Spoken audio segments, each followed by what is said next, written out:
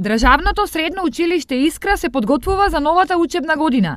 Единствената институција за деца со посебни потреби во регионот и годинава работи на подобрување на условите на ученичкиот дом. Сместување домот нуди за 11 момчиња и 5 девојки, а раководството се труди секоја година престојот да го направи попријатен.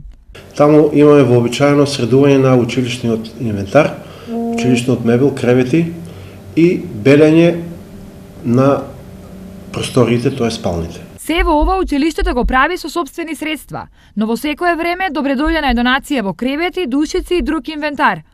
Во меѓувреме се работи и на освежување на другиот дел на објектот.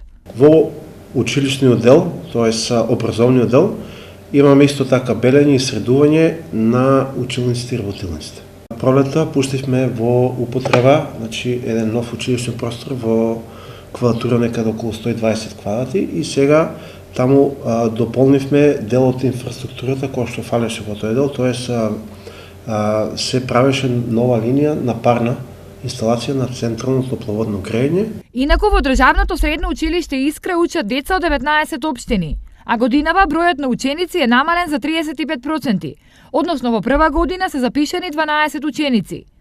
Поголемиот дел од нив во текот на годината престојуваат овде, па од тука секое залагање за подобри услови е за поздравување.